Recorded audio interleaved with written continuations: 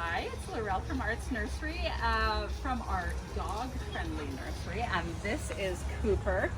Cooper is going to help me with this video today. Might be kind of exciting. So we've noticed that there are a lot of brand new gardeners that have come in this year and bought vegetables and bought plants and seeds. So we're going to give you a couple of tips because Mother Nature has not been kind to you this spring. We're going to give you some tips to help out your new baby vegetables, make you successful. So a lot of folks have come in to buy tomatoes because tomatoes are awesome. If you have a little wee baby tomato, they do not like having rain on the leaves, and sometimes the best way to get rid of diseases and pests are to prevent them. So tomatoes, when we have a ton of rain, I like to make little wee baby greenhouses for them. So if you have a tomato and it's little and you have it in a pot or in the ground, I take the tomato cage and I put it upside down if it's a little tomato. And it is as simple as, hang on Cooper, let me hold your leash. It's as simple as using a clear plastic bag over the top with an elastic band, and you make a little wee baby greenhouse out of it. Now you can attach the plastic with little clips or little twist ties so that it doesn't blow away in the wind, and this basically helps create a little greenhouse environment, a little dry in here. You can water from the soil, so this will keep your tomatoes healthy and happy. When we get some warmer weather, which I hope is just around the corner, you can take this off and let your tomatoes grow.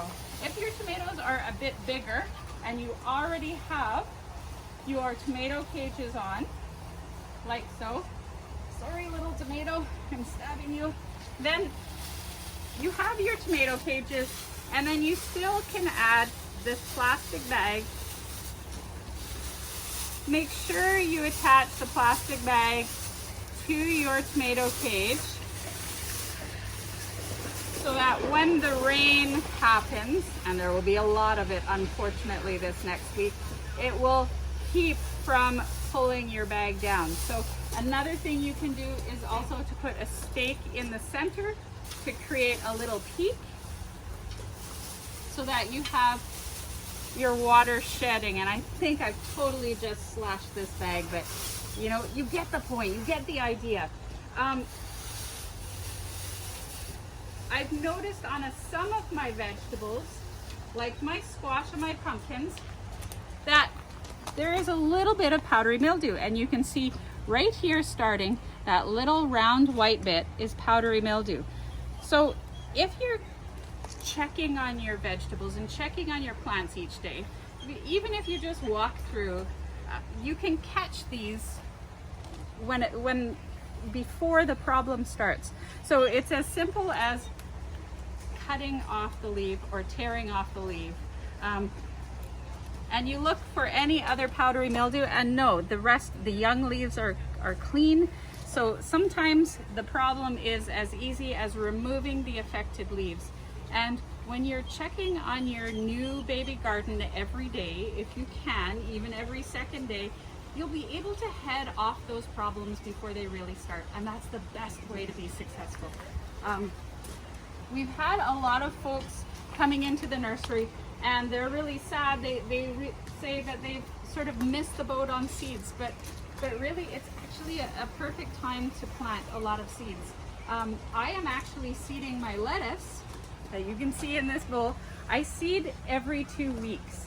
So every 2 weeks I plant up new lettuce in a container, and sometimes my containers are a bowl, sometimes they're like a tray.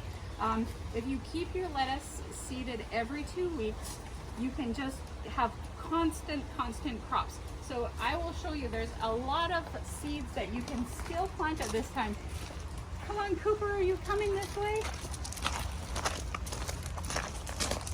So still lots of time to plant Swiss chard, to plant your pumpkins. You can plant, oh, hang on, Cooper's bringing me over here, where you can plant your lettuce. There's a ton of different types of lettuce, different kales, show you what else you can still plant. Come on, Cooper. Oh, beans. Beans are a warm weather plant. So if you have planted things like beans and sunflowers, and you are looking at that soil and you're thinking, where did they go? Oh my gosh. Those plants really like warm weather.